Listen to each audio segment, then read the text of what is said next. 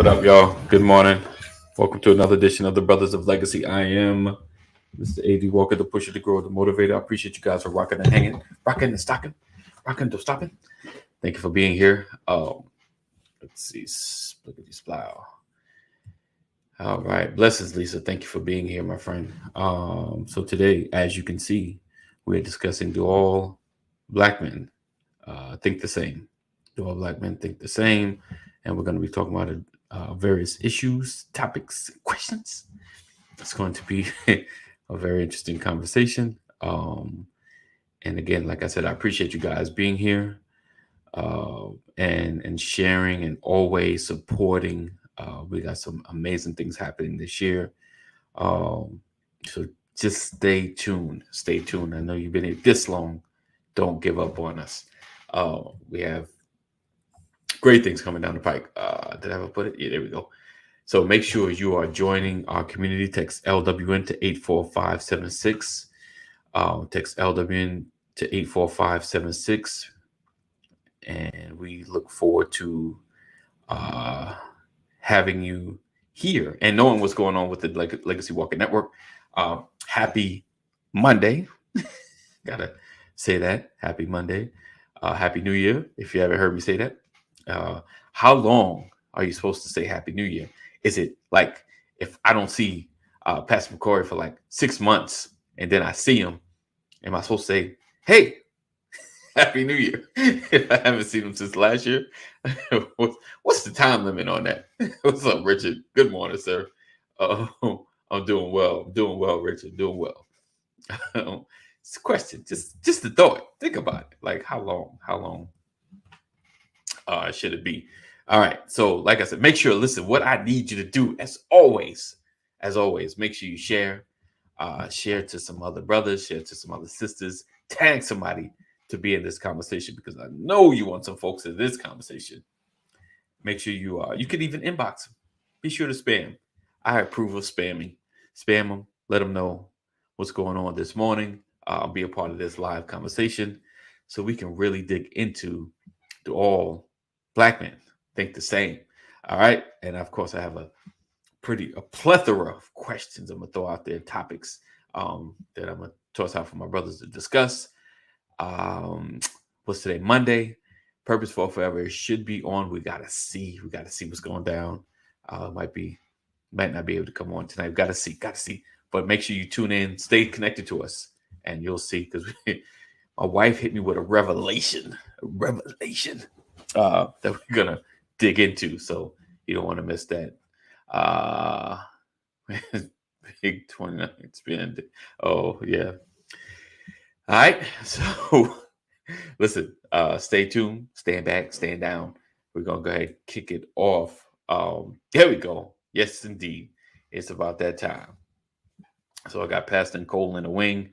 Ephraim will be in momentarily. He's just taking care of some business. All right, so let's go ahead and kick this off on this fabulous Monday. We'll be right back after this.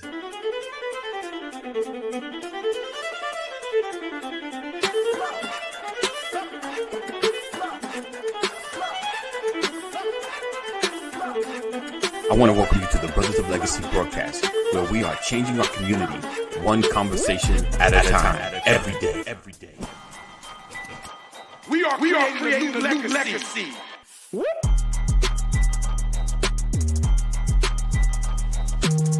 Change gon' come.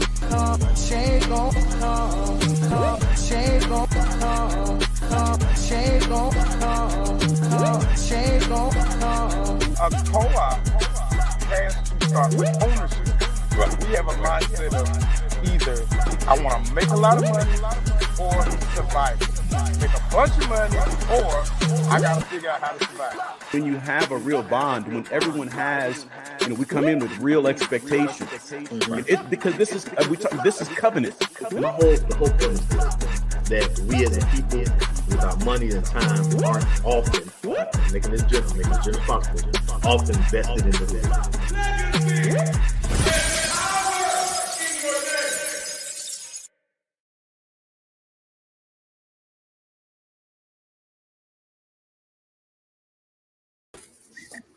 Good morning, gentlemen. Good morning. Rich, I'm gonna put you in timeout, brother.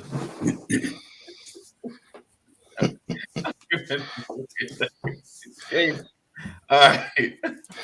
Oh, happy Monday, gentlemen. Pastor Corey Cole in the building. Happy Monday, everybody. Happy Monday. Well, ladies and gentlemen, Pastor Brian McCrory, Anthony A.D. Walker, the Left Hand Clan. Give it up.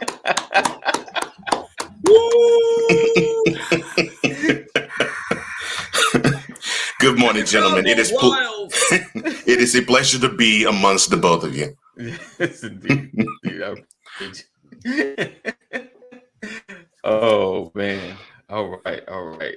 Let's get ready to get into this. All right. So, like I said, today we're talking about, do all black men think the same? I have a few questions I'm gonna throw out here. I said the Seahawks won.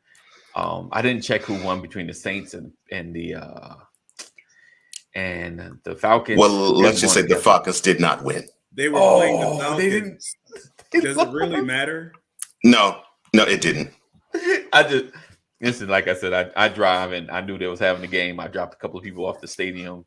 I had more Falcon fans. Jaguars were playing the Falcons yesterday, who do you think would have won? Jaguars. Okay. And that's really no shade on the Falcons. If the New York Giants were playing the Falcons yesterday, who do you think would have won? So wrong.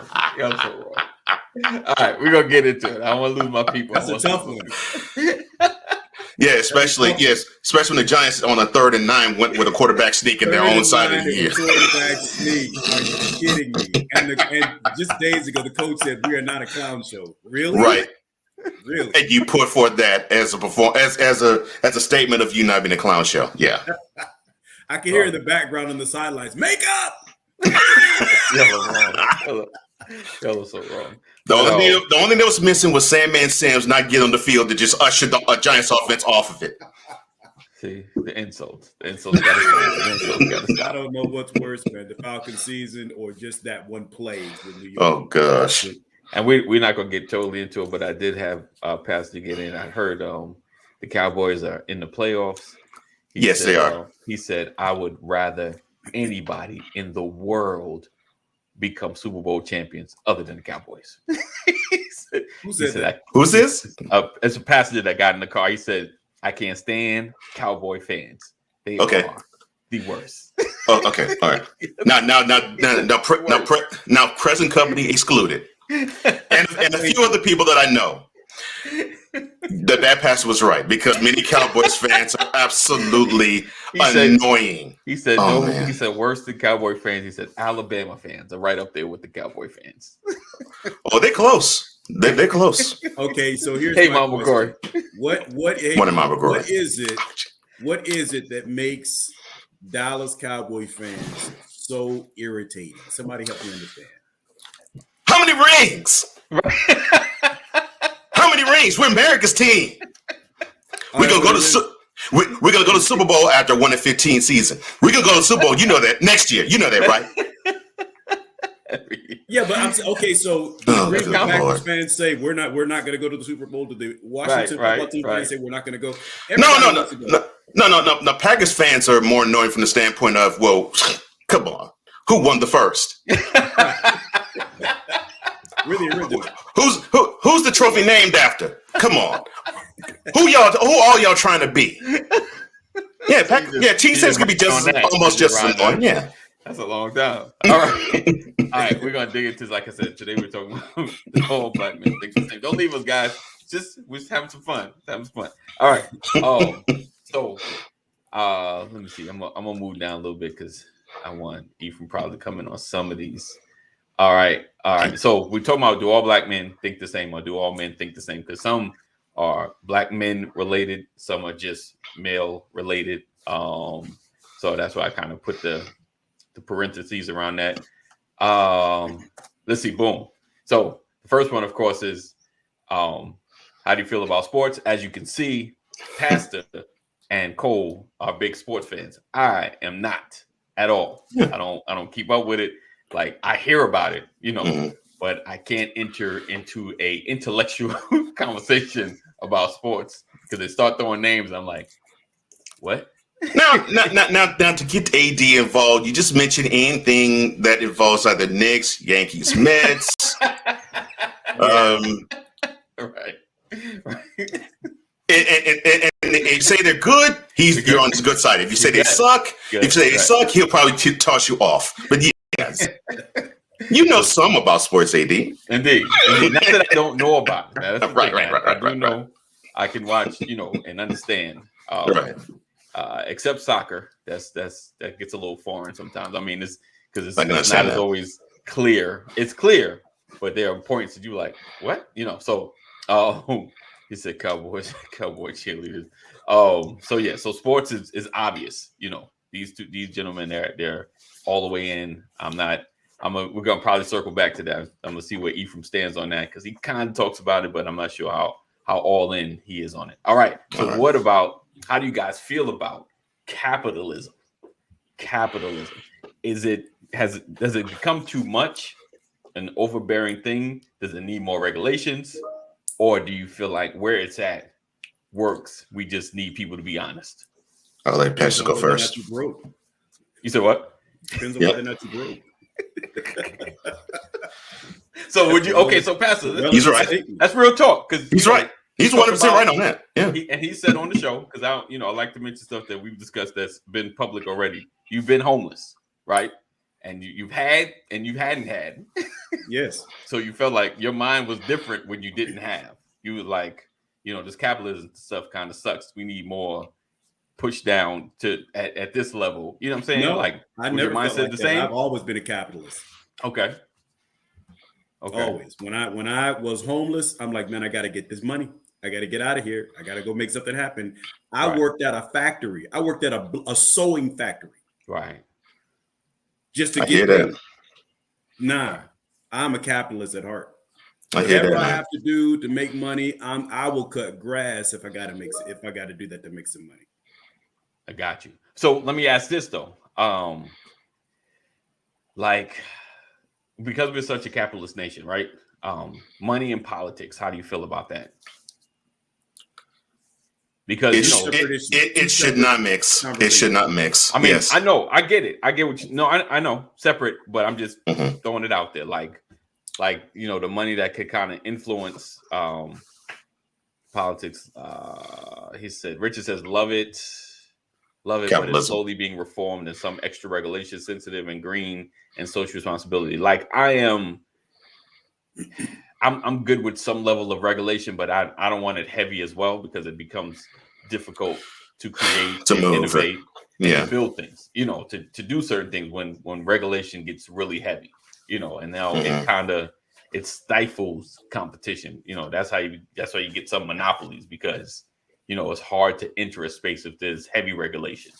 But at the same time, I guess regulation keeps people from being overbearing and the giants from being bigger and doing things that can adversely affect our economy. So how do you guys feel about what level of regulation? Like, let's just say, starting a business, like we know the coaching business is like a more self-regulated thing. Certificates are given. You trust the certificate based on where it comes from. How do you guys feel about coaching, regulations on personal coaching and things of that nature? Should there be regulations on that? Is it, or it's just, you just have to use your own judgment so you don't get taken kind of thing? Does that make sense? Or did I lose you? No. Let me see if I can play this back in the most simplified terms. Yeah. If I convince you to pay me $5,000 to encourage you to chase your dreams, am I considered a criminal?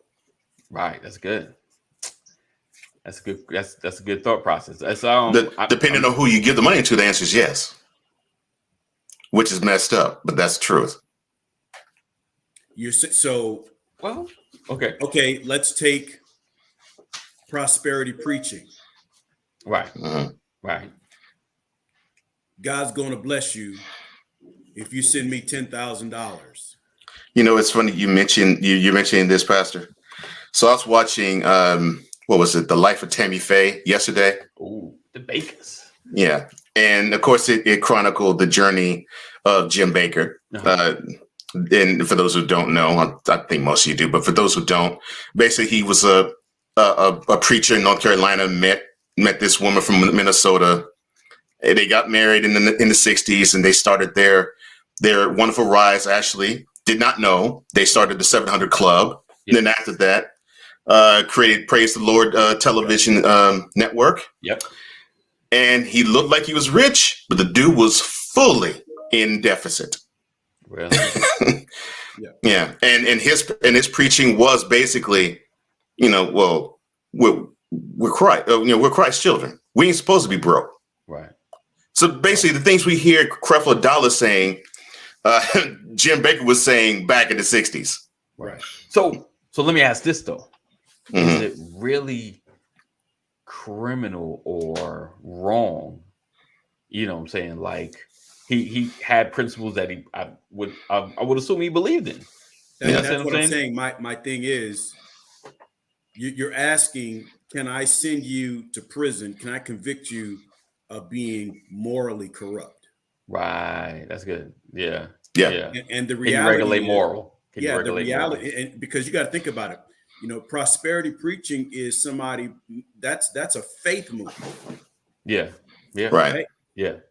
And you can't tell me it wasn't God that blessed me after I put $10,000 in the pot. Right. And you can't tell me that it was God who punished me, the fact that I'm broke because I was silly enough to put $10,000 in the pot just because somebody said it's going to happen. Right. It's a faith move. Yeah. However, go ahead. However, if I'm on Wall Street and I'm saying, give me $10,000 and I'm going to turn it into 50 million, and I never make the investment, that's criminal. then I'm going to prison. Right. That's good. You're right. Right. Yep. Now you can criticize enrichment, motivational speakers for taking folks' money. Right. But you can also criticize folks for not doing proper research before giving their money. True. But we know that's not going to happen. I know. But what I'm saying, but my point is, you're asking the question of, whether or not it's legal versus illegal. And I'm saying it's not illegal to be an idiot. Right. It's not illegal to be ignorant. Right. It's comical though. Yeah. Right. Okay. All right. So men think differently about those things. Just ask a motivational speaker and ask a Wall Street investor. Yeah. Right. And ask a prosperity preacher. All right. This is another low balls, an easy one. So do you think therapy works, and have you been? I guess that might be kind of personal. Yes and yes. Yes. And yes. Yes and yes. Yeah, it always helps talking to somebody. Right. Yeah. Okay. All right. That was easy. Yeah. And therapy doesn't necessarily have to always come from a psychiatrist either. However, that's the thing. You said therapy. You didn't say going to see a psychiatrist. Right. Well, I mean, what about a professional, not psychiatrist, but a certified therapist, not just talking to somebody. I'm saying if therapy works, then there's nothing wrong with going to see a therapist. Yeah, answer's the same. Yeah. So license somebody. All right. All right. Let's dig a little harder. But again, we're just three people. You dig it. Yes, we're just three people. Can you be pro-black and date interracial? Oh, nice question, AD. You can be pro-black and date who you want to date. Well, I mean, Jim Brown is proof to that answer. Yes, you can. Really? Unfortunately. I didn't know that. Wow. He's pro-black as you get, but he dates white women like it's going out of style. So you both agree that you can be pro-black and still date interracial. I don't know. Yeah, people will tell you when you turn the lights off, you can't tell the difference. Hello. Wow. I don't know. I believe it. I'm a little controversial with that. I feel like if you're pro-black, I think just being pro-black and dating somebody and married to somebody black, I think helps with your fight. You know what I'm saying? Because I don't know. Like I feel like I don't know. It can get kind of convoluted. But now you're saying that your mate. What you're saying now is you date according to your fight. Because you said according to my fight, or you court according to your fight too. My fight and my preference are in line, or in the set. Oh, yeah, okay. They're fight parallel. And my preference are in line. Yeah, they're parallel. Okay. Yeah, this is how I live and what I want to see. What I find interesting and funny is, Pastor and I think are along similar lines in terms of, what we've seen. Right. Yet he has a black wife and so do I. So right. Yeah. Okay. I think they're multiple races. Same here. Yeah. But I think I have been the Rainbow Coalition. But unlike Jesse Jackson over there, I'm like God. I'm no respecter person. Lord, but unlike Pastor, I had date as many, but I have dated different. I've dated outside of black culture. Okay. But what I have found is what I relate to best and what I find most loving is a black woman. That's what my experience have discovered. Awesome. Agreed. All right. Agreed. Awesome. All right. So the next question. How do you feel about the N word? Should it be eradicated? Should it be continued the way it is? Or should it be a word that everyone just allowed to use? Neanderthal? Nincompoop? Nasty. You know what? Shout out to Michelle Lay. Nicety?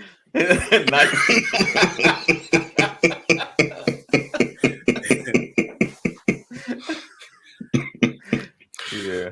I can't mess with y'all.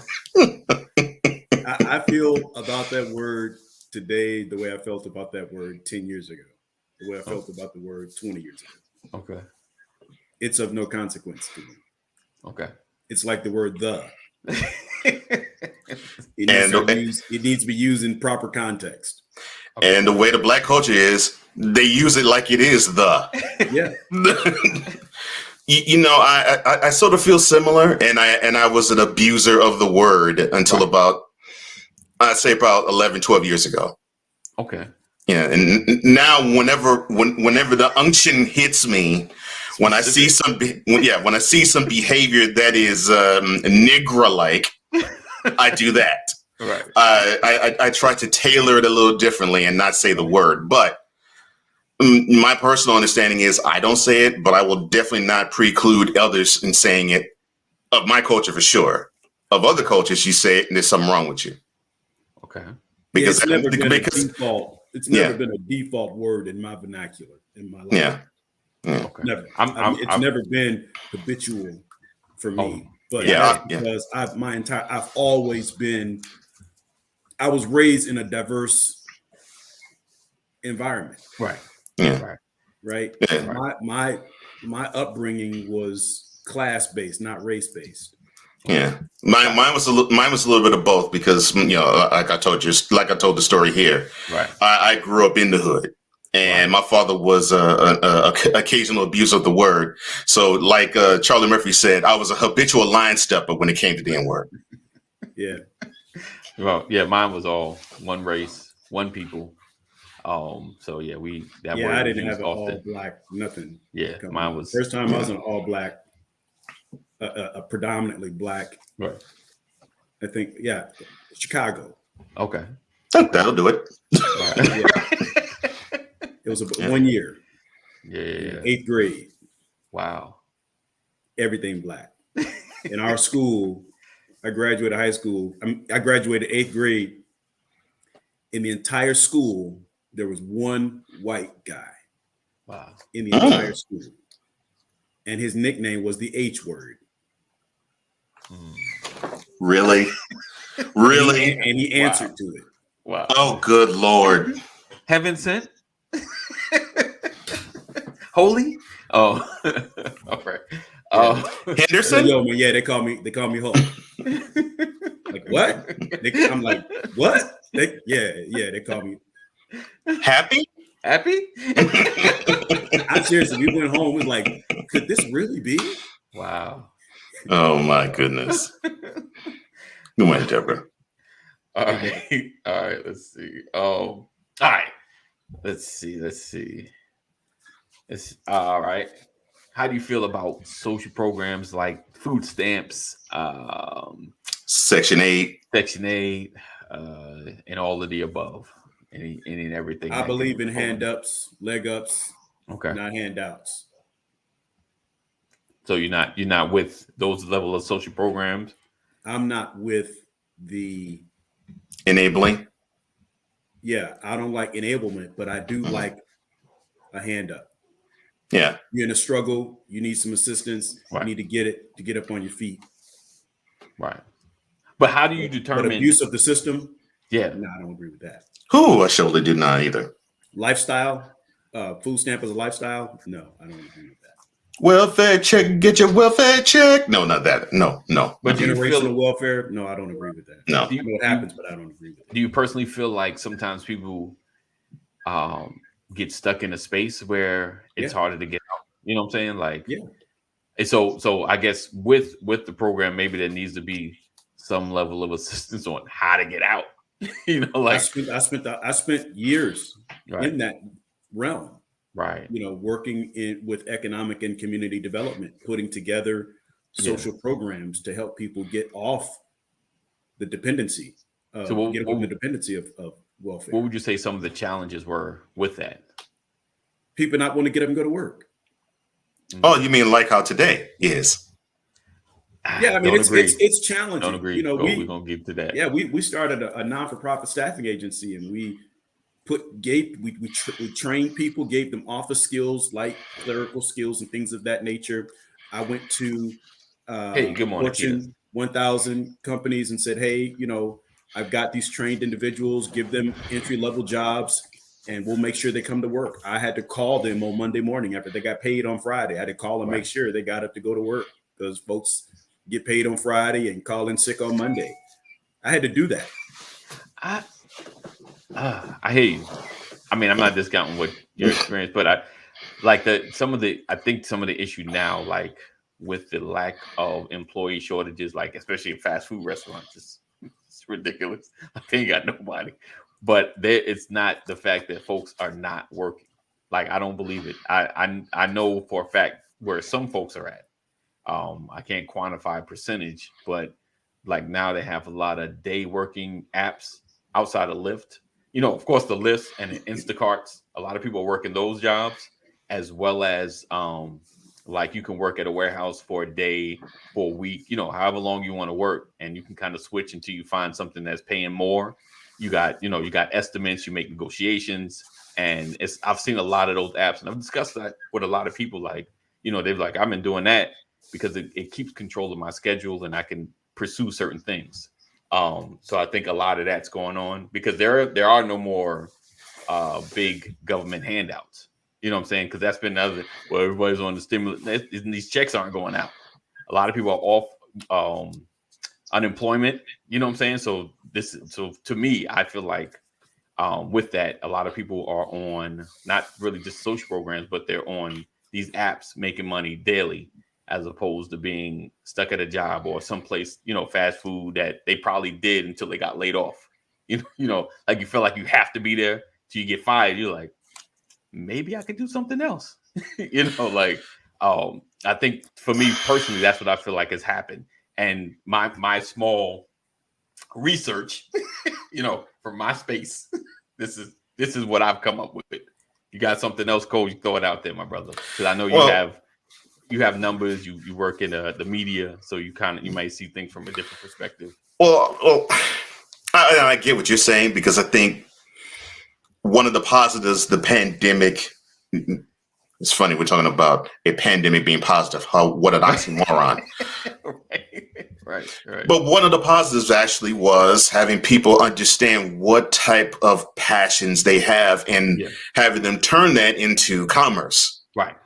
And so that is a good thing. And I think people are still in that discovery phase of, do I really want to work for somebody else, or do I want to work for myself? So we're starting to see that transition, and it sort of aligns with the negative, which is we're starting to see the cost of living still going up and up and up and up. Right.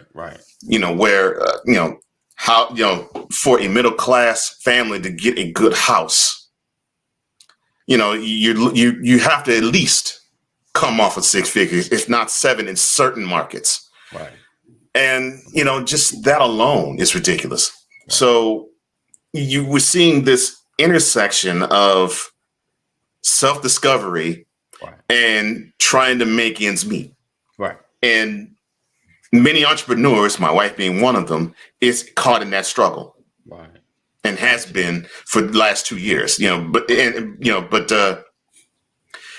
it is an interesting thing. When you think about welfare, or you think about a temporary position where you're down and you need a hand up instead of a handout.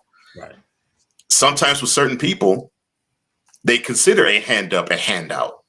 Right. And I think that's the problem that you have. And to pass this point, that is what I believe we have to encourage people to get out that mindset of, where if someone's handing you something, it's not necessarily something that you're supposed to be entitled to get every single time, unless you have a job or unless you are a business owner yourself. Well, my story, when I say I was homeless, people think, oh man, he was on the street, with a tin cup, shaking a cup. Yeah. Alms for the poor. The reality is I hit a rough spot. Yeah. I hit a moment of transition. I had moved from one state to another state. I had saved up some money. I was trying to find a job, and literally couldn't find a job and ran out of money, and I could no longer pay for my hotel. Right. So I ended up in a shelter. Right. I didn't go ask anybody. I went to the shelter because I knew someone that referred me. Hey, I know a place where you can go next to this church until you get on your feet. Right. And so I went there, and they provided room and board for us. And someone who was connected to that place worked at a factory, told me they were hiring. So I stayed at this shelter long enough. I started working at this job, and I saved up my money, and I stayed at the shelter long enough to have a deposit for a trailer. Okay. Yeah. Right. So I wasn't even there a year. Right. You know what I mean? I was there for about maybe 6 months. Yeah. And I saved up my money and found this old abandoned trailer and bought it. Right. And me and this guy handyman, we stripped it down and rebuilt it from the ground up. Wow. And I moved my family into it. And from there, I just continued to build. Right. But the thing is, I never got food stamps. I never got any social support. I found a job and worked it. Right. When I could buy something, I went and I bought it. When I needed a couch, I saved up and I went and got it. I needed a bed, I saved up, I went and I got it. Right. And I just I rebuilt my life from that. And what I'm saying is, and so my point is, it's hard for me to receive excuses from people. Right? Right. Because the shelter was a leg up. Right. It was a hand up. Right. Right. And when I got on my feet, I went back there and I helped them. Right. That's what sparked my life, my career into the non-for-profit world. That's when I learned to give back. That's when I realized, man, when you do something, make sure you reach back and pull somebody else up. Pay it forward. Wow. But you also rid people of excuses. Right. Because if you have 2 working hands and 2 working feet and you can think, you can work. That's right. Definitely. Period. Yeah. So what I'm saying, my thing is, I believe in social support. Right. I don't believe in abusing the system. I believe that if you can get up, you can work. Mm-hmm. It's really just that simple. And if you can do that, and the thing is, like, if I didn't eat, it's because I didn't have money. Right. Right. Right. Yeah. Mm-hmm. And for me, if I was hungry but my family was fed, I was good. Right. Right. Because I could be sitting at the table watching my family eat, and somebody's going to give me something off their plate. Right. So and I'm not saying like everybody's not like me. Everybody don't think that way. Right. I'm saying that's my perspective. And so when it comes, I'm hard on people. Right. Because I don't like hearing the excuses, because been there, done that, got the button, bro. Right. You can do it. And I also remember taking a job. I told myself I wasn't going to work these types of jobs anymore. I needed them for a season. Right. And I got away from it. Yeah. Definitely. Right. Mm-hmm.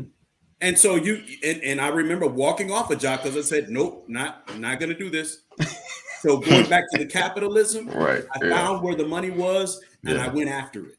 Yeah. I found out there was money in IT, so I went after it. Right. In the words of Organized Noise, get up, get out, get something. Yes, sir. Yes, sir. Organized Noise. Wow. But all the while, leaning and depending totally on God. Right. Mm-hmm. Right. I know I came all the way away from that, but that you hit capitalism. That no, hit you're just fine. What we feel about social support. Yeah. I hear you. Okay. Back. All right. Let's see. I have one more. Wait a minute. This my head coach just got fired. Who got fired? You said who got fired? Brian Flores from Miami just got fired. Oh, that's a shame. So did Matt Nagy.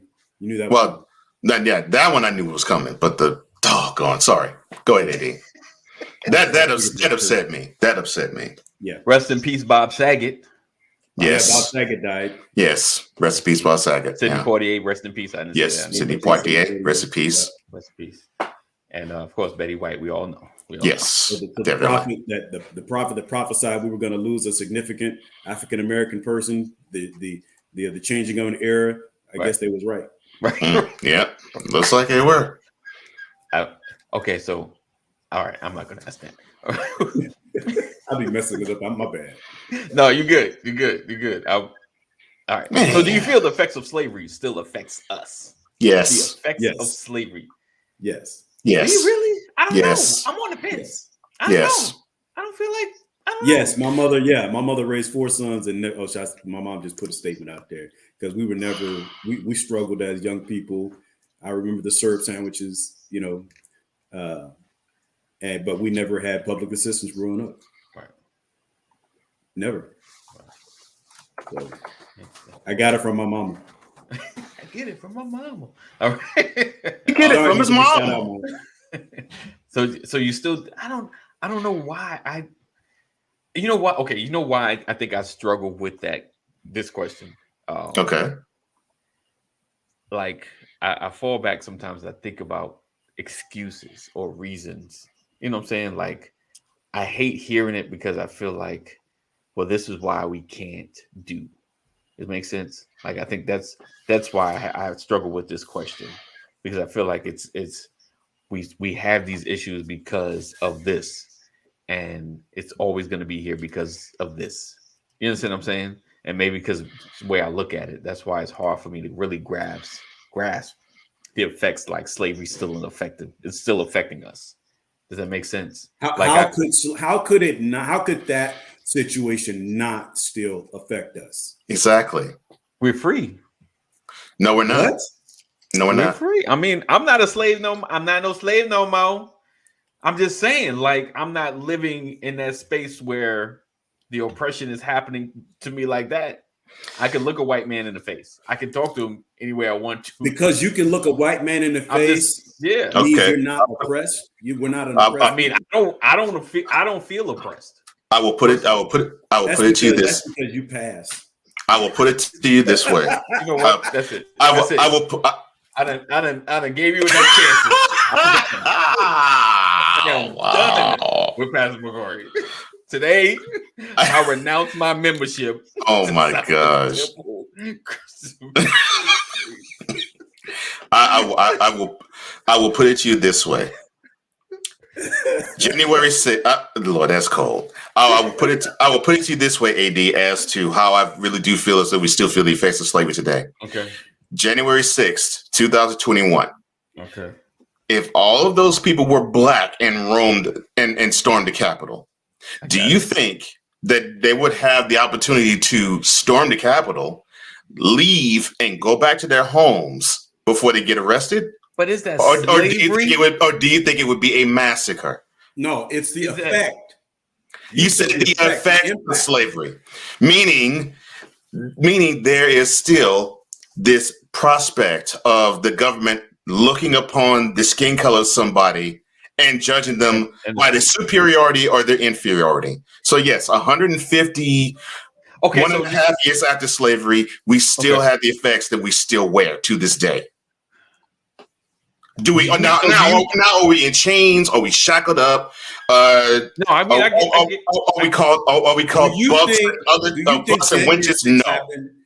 Do you think January 6th happened because of the contrasting narratives between the GOP and the Democratic Party, or do you think January 6th happened because white folks are scared that America is getting darker? The latter, Alex. I'm going. I'll take America's getting darker for 400, Alex. Yes. I'm going. I don't know. I'm going with first. I will take. Wait. So hold on. Before you go there. Okay. So first of all, let me preface my comments with this. Shoot. I believe in my Bible.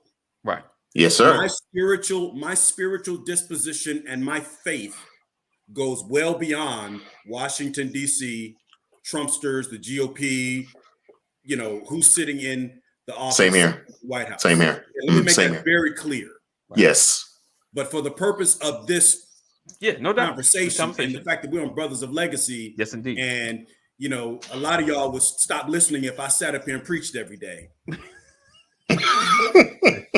Wow. So I get into this entertainment aspect of it. I'm saying to you, you're telling me that you believe that that January 6th happened because Trump lost, or it happened because of what Trump's loss represents?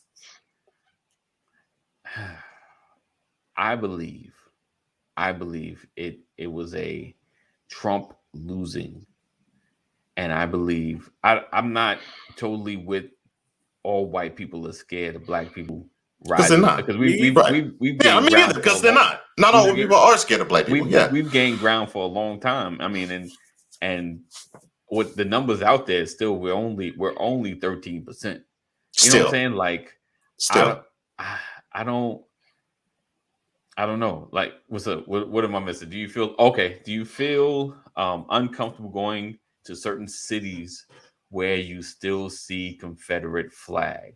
I will answer that question for you, Sean. Yes, because I live in a city where there's a whole lot of Confederate flags that fly in the neighborhoods in which I reside. Yes. I still don't even go to NASCAR. Even though they have banned the Confederate flag to be waved, I totally understand. I totally understand why you say that. Yeah. Yeah, absolutely. And the answer for probably 99% of black men is going to be yes. Yeah.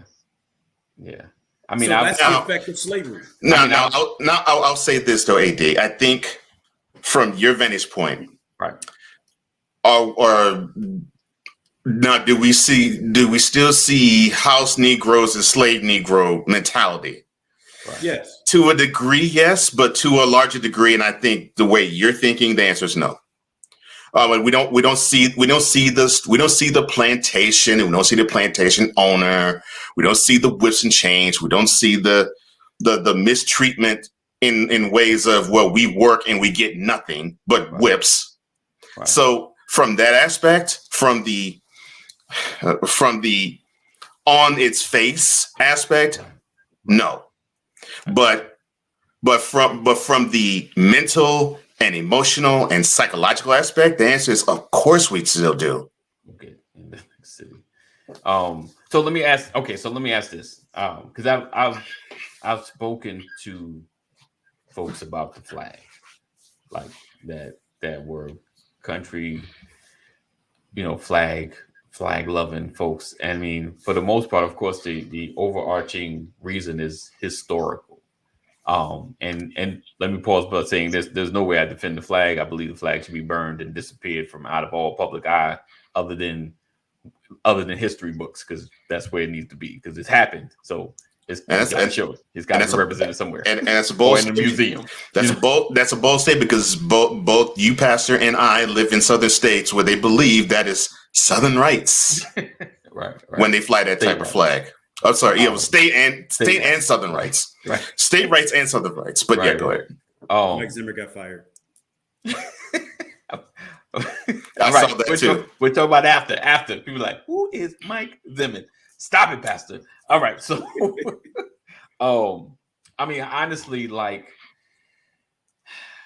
I don't know. Like, okay, so let me ask you this then. So when you see, if you, like, Pastor, if you go into, let's just say, an establishment, right? And like, it's a restaurant. You heard it got some good barbecue. Because barbecue is the spot. We go in there. You go in there, and there's a flag hanging way up at the top. Will you patronize? And that goes for both you guys. Would you patronize? And I'm gonna check out a men. Lisa, ask for a Negro pie. Good Lord. The reality. I agree with Lisa. I agree with that. Carried out in different ways. Okay. Yeah, and that's you can. The goalposts have moved, basically. You can talk about the surface, but there's still an undercurrent. Yeah, I got you. Basically, the goal. I was basically the goalpost. Basically, the goalposts have moved, and the oppression comes a lot differently, a lot more covertly, a lot more subtly, but it's still there. Well, and it's unfortunate. It was more covert. It was more subtle before Donald Trump hit office. Oh, definitely. Since Barack Obama hit office. I was going to say, you could look at when Obama went into office. That's a clear-cut example there. Yeah, they've come out of the woodwork. I mean, that's just the reality. And so, here's what you must recognize. We can talk all day about the contrast in narrative between the GOP and Democrats, but the reality is it's Black Lives Matter versus All Lives Matter. It's more blatant now. And when you talk about Black Lives Matter versus All Lives Matter, who's having the argument? The debate is between who and who. Right? Typically, the people who say all lives matter look the same. Right. The people who say Black Lives Matter are diverse. Right. I'll give you a subtle effect of slavery still existing. Right. So whenever you see presidents do State of Union addresses, that you hear applause, and you either see applause with one and not the other, but you never hear loud outbursts of the sort. Well, the first time Obama did his State of the Union address, there was someone who yelled out, "Liar!" Yeah. There you go. Yeah. So let me add. So you guys personally feel a level of restriction in this country? Like, so here's the best way that I can answer this, AD, is the validation is the fact that we still have to have the conversation. 100. Yeah. In the words of folks from the hood, say less. The fact that we're still having this conversation tells you that we're still struggling with the effects of slavery. On the first month of the 10th day of our Lord 2022, yes, this is still a subject that we have to discuss. Still. In fact, we've gone backwards as a society. Oh gosh, yes. I mean, it's to the point where now we have a movie that's out now, where it basically pokes fun, makes parody, and gives us a lot of time to think and a lot of food to digest, and have to understand you could have one scenario, but have two divergently different ways that you attack it. Don't look up. Don't look up. Don't look up. Yeah, you can have the same. Yeah, you can have the same thing, but you have two divergent opinions on how you're going to attack it. Right. Where that was not as overt years ago. Right. And yes, don't look up, Ashley. Yes. All right. We're gonna get ready to wrap up, but I'm gonna dig a little harder into this tomorrow. I'm gonna see. Well, you said you had the question is, do all black men think alike, or do men? We think differently. You don't feel that. Most definitely. Yeah. Yep. But that's the beautiful part about it. That the beautiful part about us thinking differently is that it proves, one, we, just like black women, are not a monolith. Right. And it proves that, two, that when you hear divergent viewpoints, you want to listen to them to see if you can learn so you can expand your thought process. And three, it makes us a better culture. Right. Because we're not get off my lawn with the understanding of, well, this black man thinks differently than me. Right. It's a beautiful thing that you think differently than me. It's a beautiful thing that Pastor thinks differently than me. Right. But we should embrace that, just like I think we are now, and celebrate that. Because it makes us better as men. It makes us better as men of God. Definitely. Yes. Absolutely. Definitely. All right. So we're going to go ahead and wrap it up. I appreciate you guys rocking with us. You didn't even ask any questions. You didn't throw any questions at us. I was hoping like some of the ladies like, what do you think it is? But I guess I didn't open it up like that. So we look forward to seeing you guys tomorrow, same time, same channel, as we dig further into these conversations. Yeah, because we're going to dig into something. All right. So I appreciate you guys for rocking with us and hanging with us. Make sure you share. Let other brothers and sisters know that we are in the building. As always, love you. Know that God loves you more. Continue to stay safe. And we will see you in the AM. I think that's it. That's all. The Dallas Cowboy watch. There we go. All right, we out. As always, we love you. Know that God loves you more. Stay safe. Thank you guys for rocking, hanging, make sure you're sharing is caring.